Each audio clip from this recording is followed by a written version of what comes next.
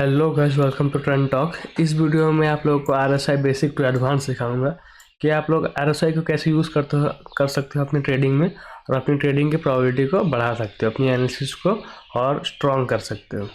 तो बिना time waste करे वीडियो स्टार्ट करते हैं। आप देखोगे ये निफ्टी का चार्ट है, मैंने डेली टाइम फ्रेम लगाया है।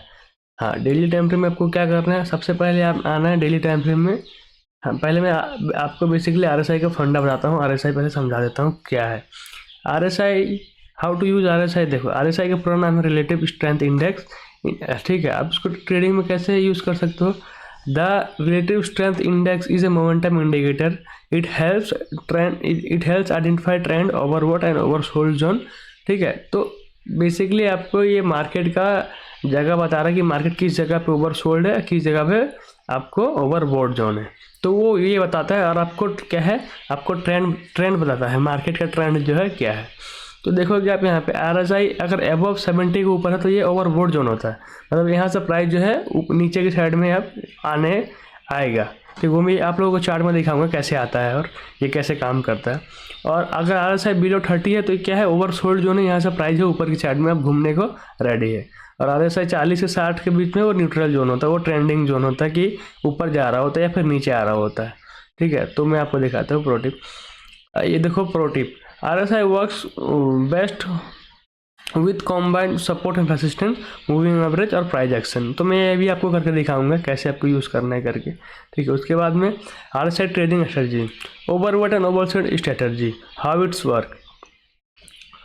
when buy when RSI is below 30, ठीक है, and price should bullish confirmation engulfing, कुछ भी कैंडल बना रहा है या फिर कुछ पैटर्न बना रहा हो नीचे से, तो आप वहाँ पे ट्रेंड एंड ब्रेक कर रहा हो तो आप बाय कर सकते हो। ठीक है, जब ये अपने ओवरबॉट जोन में है और RSI जो है नीचे से, ठीक है, नीचे से अगर जा रहा है तो आप बाय कर सकते हो। जैसे फिर सेल का है कि जब RSI एबव 70 है, ठीक है, 70 के ऊपर है और प्राइस जो वहाँ से कि बियरिश कोई ट्रेंड लाइन का ब्रेक हो रहा है या बियरिश कुछ पैटर्न बना के नीचे आ रहा है तो वहाँ पे आप सेल कर सकते हो। ठीक है, एग्जांपल, इफ़ RSI इज 25 है, RSI अगर 25 पे है और प्राइस नियर स्ट्रॉन्ग सपोर्ट के है तो आप समझ जाओ कि यहाँ से क्या है, एक बाउंस बैक आएगा ऊपर की साइड में, सपोर्ट से जो है प्राइस सपोर्ट लेके ऊपर की साइड में जाएगा, रेसिस्टेंस की साइड में जाएगा, तो आप बाय ट्रेड ले सकते हो। ठीक है, तो इतना मैं आप लोगों को पहले करके दिखाता हूँ। तो ये देखो, ये डेली टाइम फ्रेम है, आपको आरएसआई कैसे यूज़ करना है मैं बताता हूँ। अभी का रिसेंट मैं आपको रिसेंट का चार्ट दिखा रहा हूँ।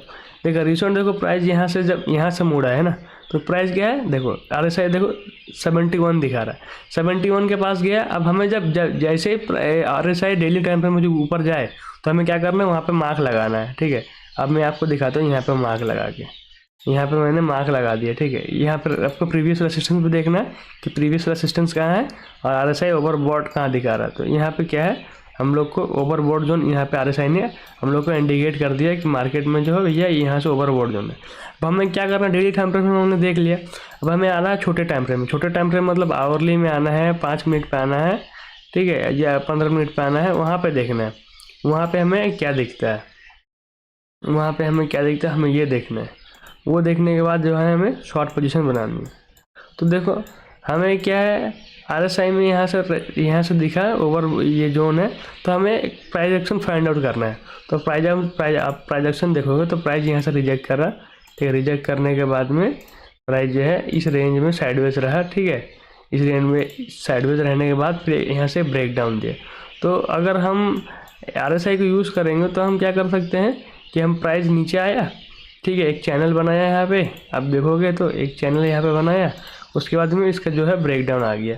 अगर यहाँ से प्राइस को देखोगे तो यहाँ से ब्रेक डाउन आ गया, तो हम इधर कहीं सेल कर सकते थे, इससे हमें टारगेट हो सकता था। उसके बाद क्या है, उसके बाद फिर हम वेट करते, जब आरएसआई जब 5 मिनट पे देखोगे, जब ये ईएमए के पास गया, रेसिस्टेंस के पास, फिर आपको देखेगा रेसिस्टेंस के पास गया, सेलिंग का अपॉर्चुनिटी मिली, फिर हमने यहाँ पर सेल किया होता तो देखो निफ्टी नीचे आ गया, 1.5% नीचे आ गया।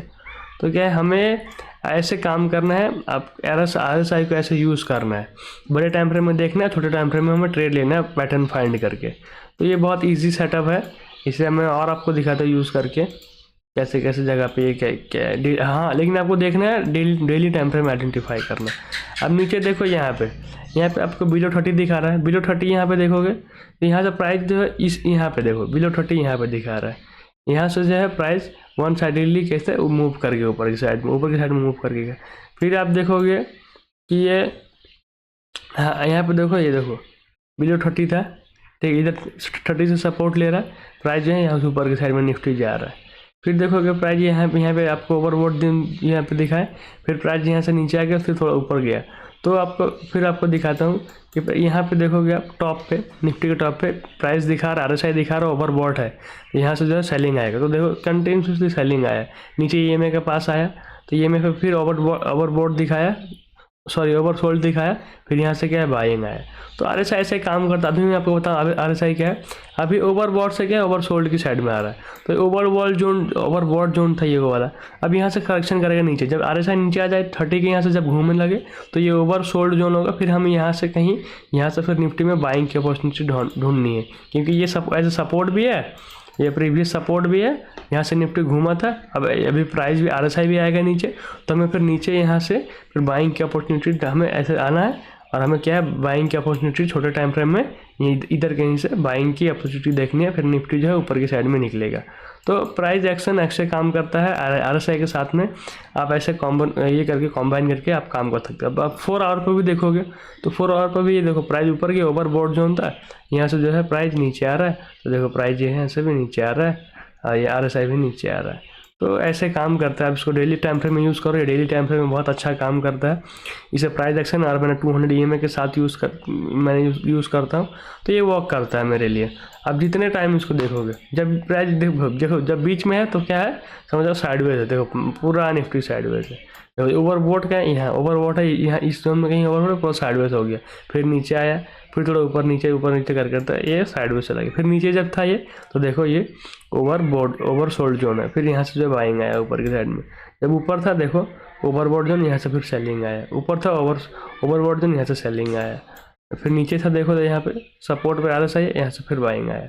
तो RSI काम करता है बड़े टाइम फ्रेम में अच्छे से। इसको मैं यूज़ कर, छोटे टाइम फ्रेम में ये काम नहीं करता। अगर आप इस 5 मिनट 15 मिनट पर यूज़ करोगे तो ये बेकार है, इसको यूज़ ना करो छोटे टाइम फ्रेम में, वो तो ही ठीक है, क्योंकि बड़े टाइम फ्रेम में इसकी प्रोबेबिलिटी जो है अच्छी निकल के आती है।